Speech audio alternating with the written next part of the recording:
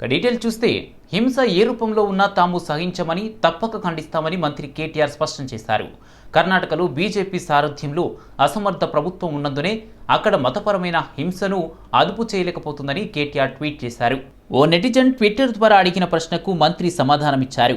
కర్ణాటకలో బీజేపీ సారథ్యంలో అసమర్థ ప్రభుత్వం ఉన్నందునే మతపరమైన హింసను అదుపు చేయలేకపోతుందని కేటీఆర్ ట్విట్టర్లో విమర్శించారు. నిందితులపై చర్యలు తీసుకుంటారని, బాధితులకు న్యాయం జరుగుతుందని ఆశిస్తున్నట్లు తెలిపారు.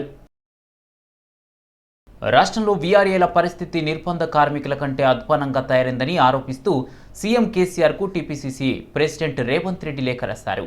వీఆర్ఏలతో చాకరీ చేయించుకోవడం తప్ప వారి హక్కులను పరిరక్షించేందుకు ప్రభుత్వం చొరవ చూపలేదని మండిపడ్డారు. వీఆర్ఏల పోరాటానికి కాంగ్రెస్ పూర్తి మద్దతు ఇస్తుందని చెప్పారు. త్వరలో ప్రత్యక్ష పోరాటానికి సైతం కాంగ్రెస్ సిద్ధమవుతుందని హెచ్చరించారు రేవంత్ రెడ్డి. అర్హులైన వారికి పదోన్నతులు కల్పించాలని, సొంత గ్రామాల్లో వాళ్లకు 2 పడక గదుల ఇల్లు కట్టించి ఇవ్వాలని డిమాండ్ చేశారు. విధి నిర్వహణలో చనిపోయిన వీఆర్ఏల కుటుంబాలకు పరిహారం ఇవ్వాలని రేవంత్ రెడ్డి విజ్ఞప్తి చేశారు. రాష్ట్రంలో 23,000 మంది వీఆర్ఏలు ఉంటే అందులో 90% బీసీలు, దళిత వర్గాల బిడ్డలే ఉన్నారన్న రేవంత్ రెడ్డి 2020లో వీఆర్ఓల వ్యవస్థను రద్దు చేయడంతో వీఆర్ఏలపై పనిభారం పెరిగిందన్నారు. వీఆర్ఏలకు పే స్కేలు అమలు చేస్తామని 2020 సెప్టెంబర్ 9న అసెంబ్లీ సాక్షిగా సీఎం హామీ ఇచ్చినా ఇప్పటి వరకు అమలుకు నోచుకోలేదని రేవంత్ రెడ్డి ఆరోపించారు. కార్పొరేట్ విద్యా సంస్థల ఆగడాల కారణంగా బడ్జెట్ విద్యా సంస్థల మనుగడ ప్రశ్నార్థకంగా మారిందని ఎమ్మెల్సీ పల్లా రాజేశ్వరరెడ్డి అన్నారు. హైదరాబాద్ అబిట్స్ రెడ్డి హాస్టల్లో జరిగిన Telangana budget schools management association రాష్ట్ర స్థాయి కార్యవర్గ సమావేశంలో ఆయన ముఖ్య అతిథిగా పాల్గొన్నారు. రాష్ట్ర ప్రభుత్వం ఇస్తున్న రాయితీల వల్ల బడ్జెట్ స్కూల్స్ కంటే కార్పొరేట్ స్కూళ్లే ఎక్కువ లబ్ధి పొందుతున్నాయన్నారు. ముందుగా బడ్జెట్ స్కూల్స్ను వేరు చేసి ప్రభుత్వ రాయితీలు అందే విధంగా చర్యలు చేపట్టవలసిన అవసరం ఉందన్నారు.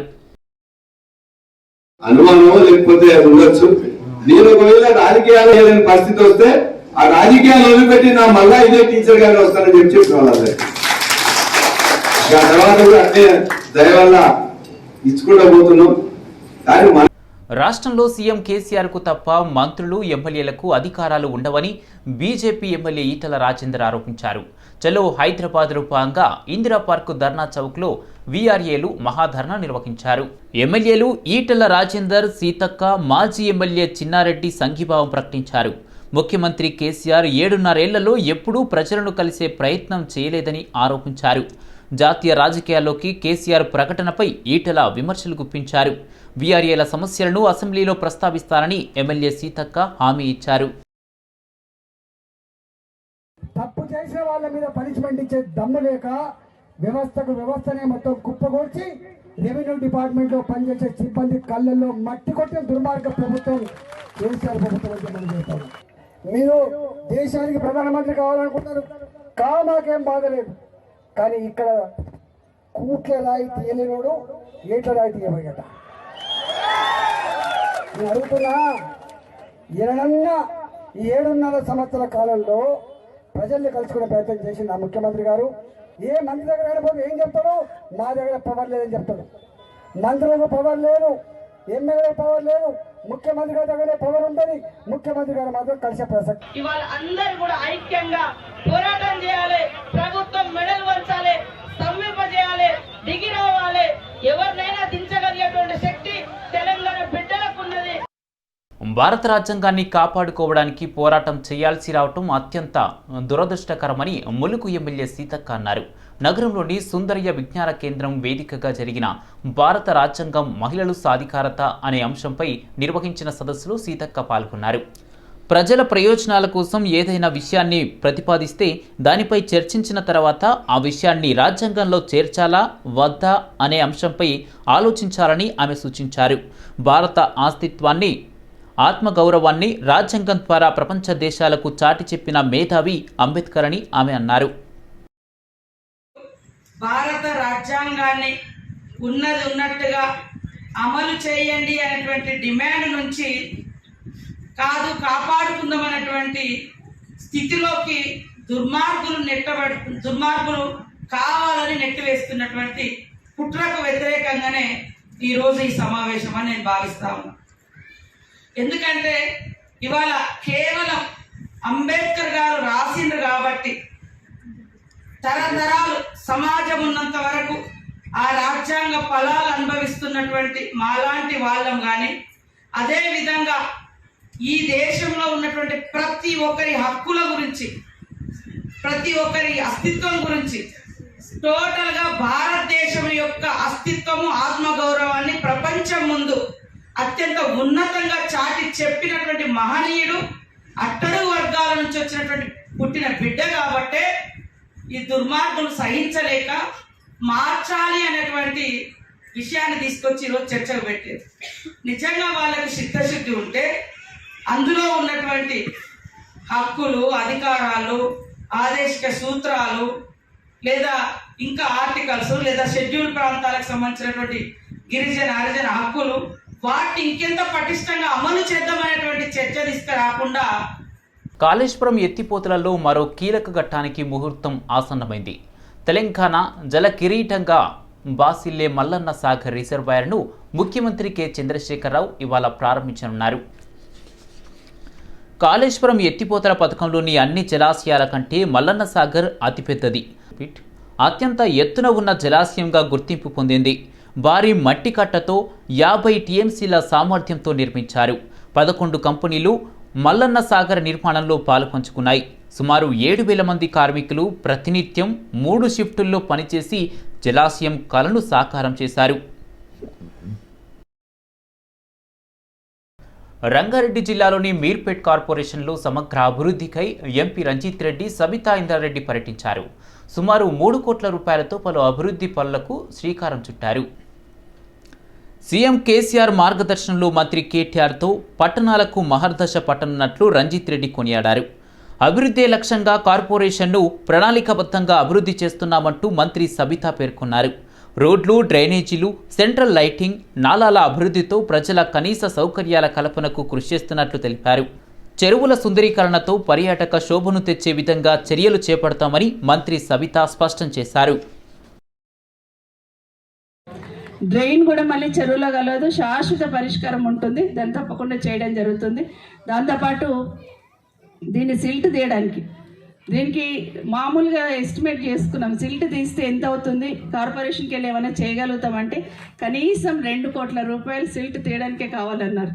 కానీ అది ఎట్లాగెళ్ళినా ఎట్నుండన్నా కొంత తీసుకొచ్చి చేయాలనే ప్రయత్నం చేస్తూ ఉన్నాం. బ్యూటిఫికేషన్ ఒక సైడ్ చేస్తూనే ఉంటాం, సిల్ట్ తీయడం కూడా జరుగుతుంది. తప్పకుండా మీ అందరి సహకారం కూడా కోరుతా ఉన్నామని కూడా మరొకసారి దీంట్లో విజ్ఞప్తి చేస్తూ ఉన్నాను. ఎందుకంటే కొన్ని నిధులు కొన్ని ఏరియాలను కొన్ని వింగ్స్ నుండి తీసుకుంటాం. 100 కోట్లు నాలాలకు వచ్చింది కాబట్టి ఆ డబ్బులను మార్చి సిల్ట్ తీయాలంటే కాదు, మిస్యూజ్ అవుతుంది. డెవలప్మెంట్కి, డ్రింకింగ్ వాటర్కి పైప్ లైన్ వేయడానికి ఈరోజు 200 కోట్ల రూపాయలు వచ్చినాయి కాబట్టి దాంట్లోకెళ్ళి 10 కోట్లు తీసి ఇక్కడ మారుద్దామంటే కుదరదు. ఏ డిపార్ట్మెంట్ సంబంధించిన బడ్జెట్ ఆ డిపార్ట్మెంట్కి ఉంటుంది. మీర్పేట్ మున్సిపల్ కార్పొరేషన్లో పలు అభివృద్ధి కార్యక్రమాలకు శంకుస్థాపన చేసేందుకు వచ్చిన ముఖ్య అతిథిగా వచ్చిన మన విద్యాశాఖ మంత్రులు, స్థానిక శాసనసభ్యులు సబితా ఇంద్రారెడ్డి గారు, స్థానిక కార్పొరేటర్ జ్యోతి కిషోర్ గారు, కార్పొరేషన్ మేయర్ గారు, డిప్యూటీ మేయర్ గారు, కామేష్ గారు, అందరు కార్పొరేటర్లతో పాటు టీఆర్ఎస్ ముఖ్య నాయకులందరి సమక్షంలో ఇన్ని అభివృద్ధి కార్యక్రమాల శంకుస్థాపన చేసిన చాలా సంతోషంగా ఉంది.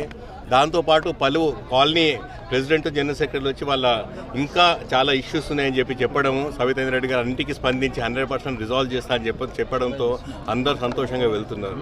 ఫైనల్గా కావాల్సింది ఏంటంటే ఒక మీర్పేట్ మున్సిపల్ కార్పొరేషన్ ప్రతి ఒక్కరు సంతోషంగా ఉండాలంటే ఏం చేయాలని చెప్పి గెలిచినప్పటి అన్ని కార్యక్రమాలు ఒక్కొక్కటిగా చేపడుతున్న సబితా ఇంద్రారెడ్డి గారికి కృతజ్ఞతలు చెప్పుకుంటూ ఇలా చేస్తూ పోతేనే ఎండ్ ఆఫ్ ద డే అందరూ సాటిస్ఫాక్టరీగా ఉంటారు. కాబట్టి తెలంగాణ రాష్ట్రంలో రాచరికపు పాలన కొనసాగుతుందంటూ జై మహాభారత్ పార్టీ తీవ్రంగా విమర్శించింది. సోమాజిగూడ ప్రెస్ క్లబ్ వేదికగా విష్ణుదేవ ప్రభు ప్రభుత్వంపై ఫైర్ అయ్యారు.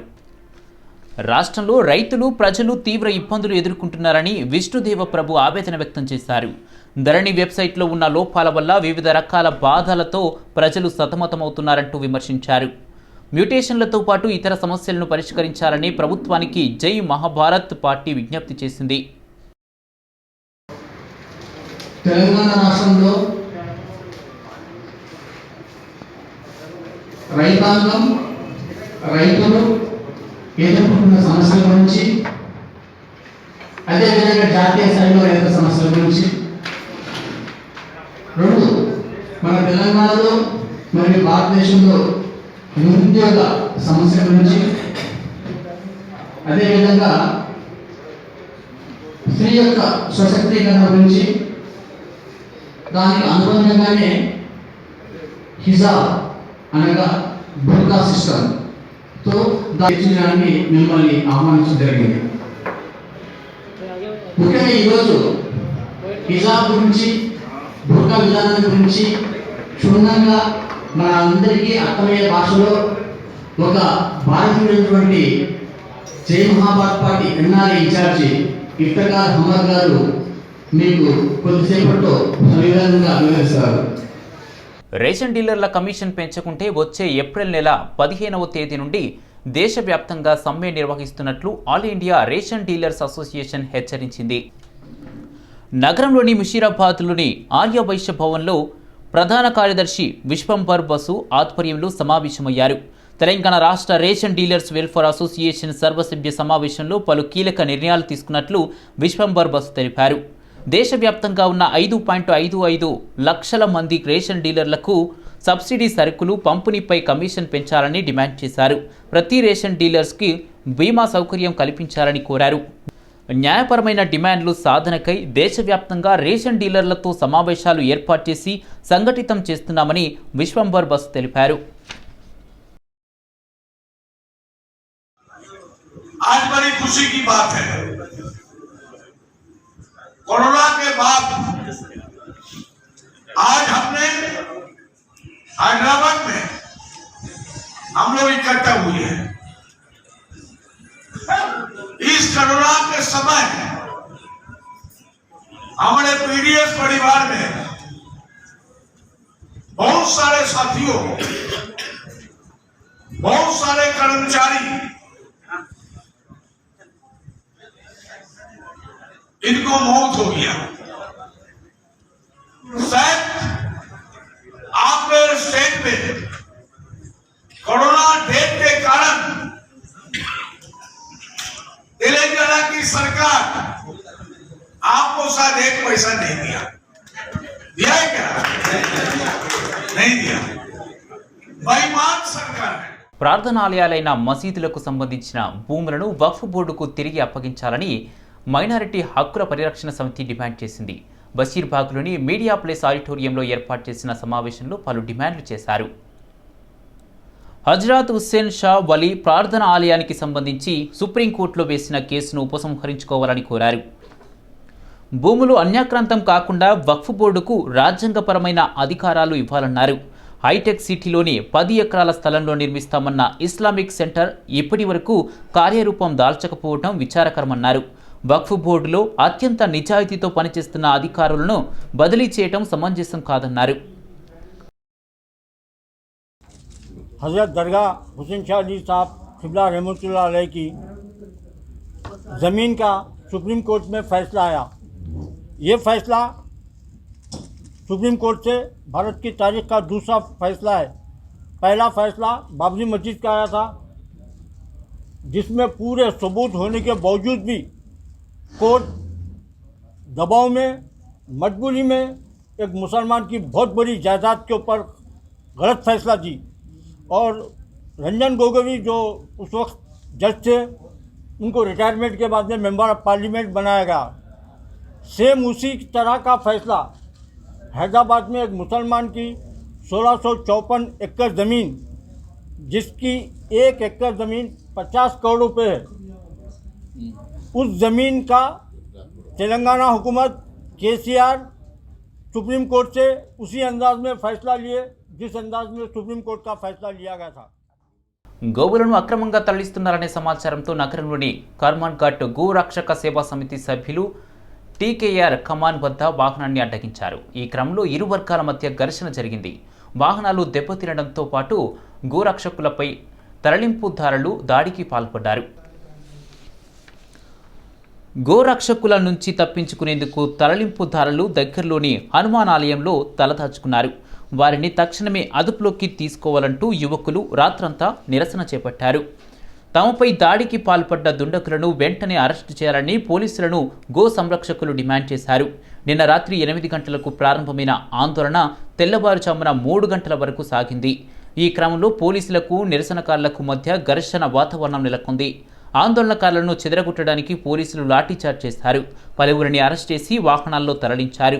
ఆగ్రహానికి గురైన యువత పోలీసులపై రాళ్లు రువ్వారు. ఈ క్రమంలో 2 పోలీసులకు గాయాలయ్యాయి.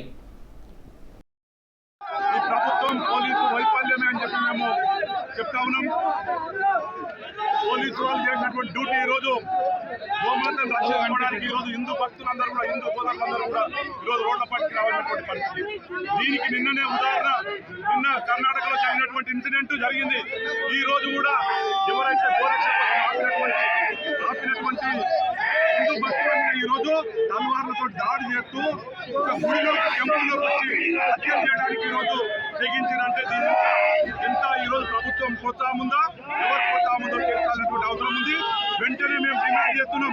ఇమ్మీడియట్ గా ఏవైతే తరలిపోయినాయో గోవులను రక్షించాలి, ఎవరైతే దాడి చేయడానికి తలవారు తీసుకుని వచ్చినో వాళ్ళను వెంటనే అరెస్ట్ చేయాలని చెప్పి మేము ఇమ్మీడియట్ గా చేసే వరకు కూడా ఈ ఉద్యమం ఆగదు. ఈరోజు ప్రజలందరూ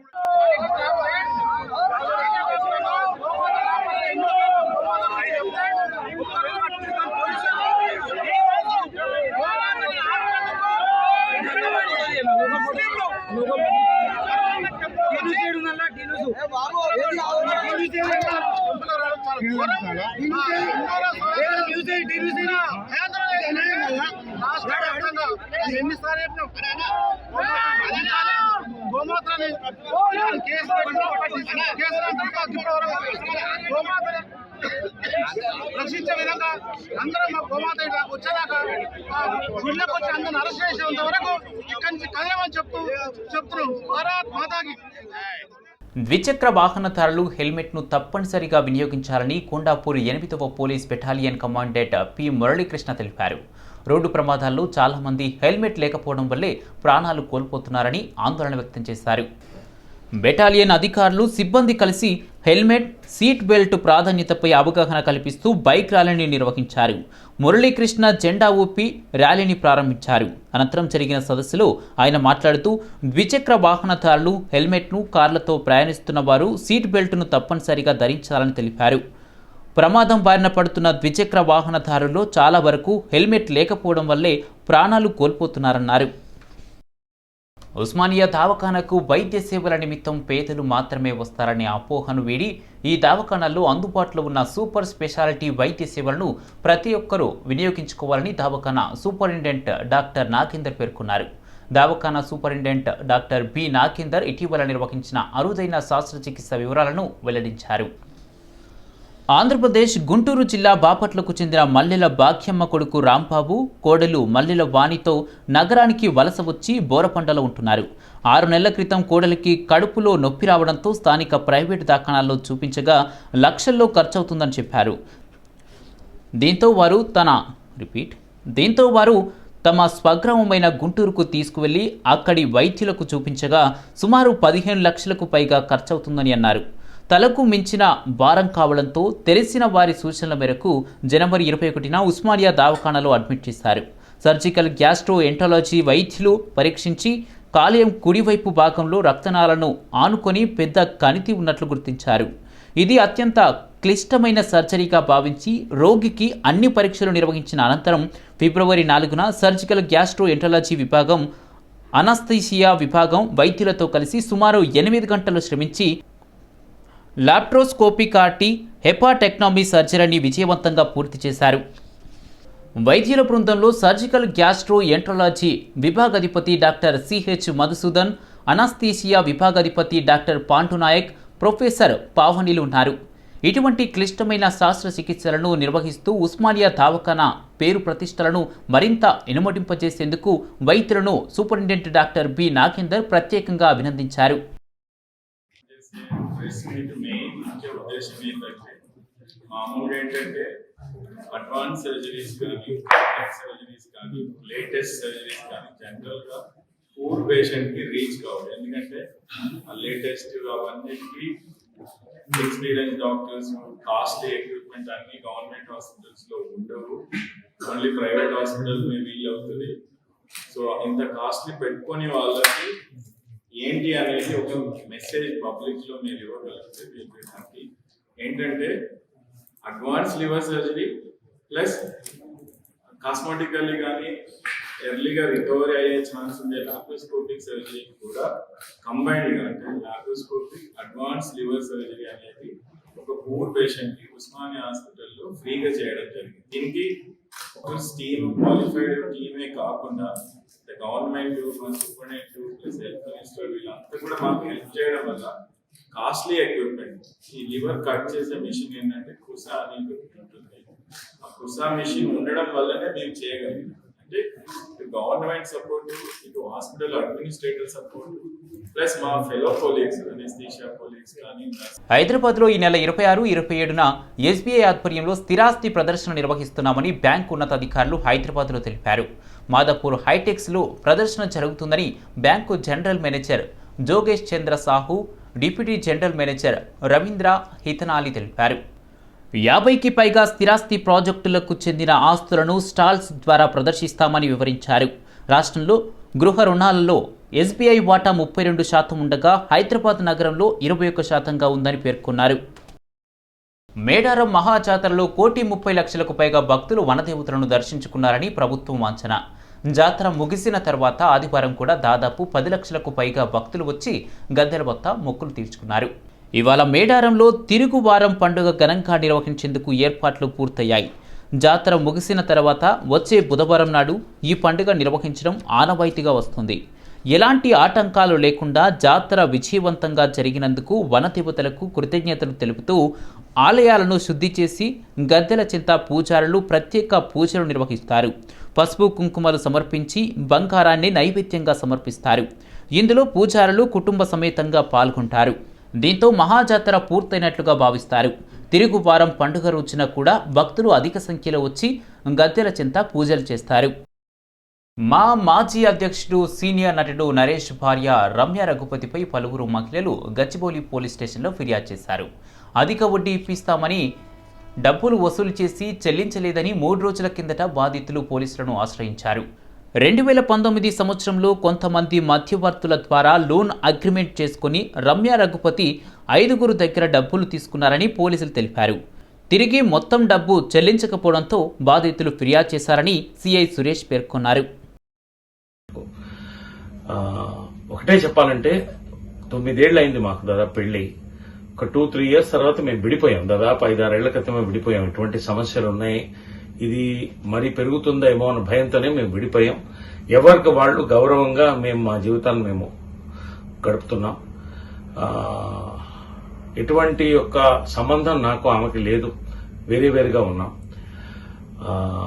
అయితే గత కొన్ని దినాలుగా, అంటే ఇంతకుముందు హిందూపూర్ ఇష్యూస్ ఇవన్నీ కొన్న ముందు వచ్చినా కూడా తర్వాత కొన్ని కొత్త ఇష్యూస్ రావడంతో నాకు కూడా భయం వేసి నేను కూడా 3 months బ్యాకే నేను ఒక పబ్లిక్ నోటీస్ కూడా పేపర్లు ఇవ్వడం జరిగింది. ఈమెకి నాకు ఎటువంటి సంబంధం లేదు, ఫైనాన్షియల్ కానీ ఈ విధంగా కానీ మా బంధువులకి ఎవరికి కూడా సంబంధం లేదని ఒక నోటీస్ కూడా ఇవ్వడం జరిగింది. ఎందుకంటే ప్రజలకు తెలియాలని. మా వరకు మేము దూరంగా ఉన్నాం, ఏం జరుగుతుందో నాకు తెలియదు.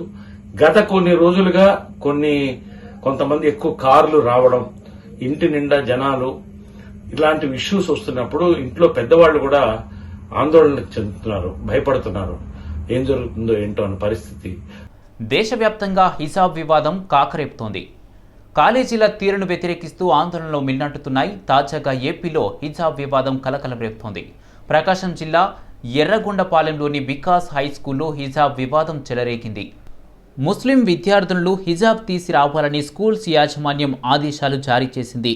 దీంతో స్కూల్ దగ్గర ముస్లిం పెద్దలు ఆందోళనకు దిగడంతో పరిస్థితి ఉద్రిక్తంగా మారింది. కాగా గత కొద్ది రోజుల క్రితం విజయవాడలోని ఆంధ్ర లయోలా కాలేజీలో కూడా హిజాబ్ వివాదం కలకలం రేపుతోంది. బుర్కా ధరించి కాలేజీకి వచ్చిన విద్యార్థులను సిబ్బంది అడ్డుకున్నారు. దీంతో ముస్లిం మత పెద్దలు కాలేజీ దగ్గరకు చేరుకుని సిబ్బందితో వాగ్వాదానికి దిగారు. చివరకు కలెక్టర్ స్పందించి కాలేజీ యాజమాన్యంతో మాట్లాడడంతో ఈ వివాదం సద్దుమరిగింది.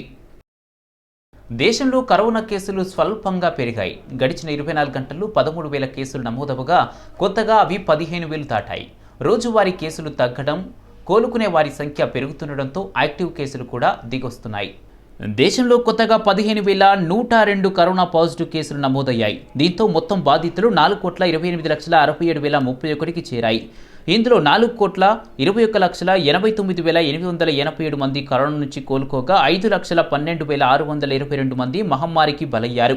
మరో 1,64,522 మంది బాధితులు చికిత్స పొందుతున్నారు.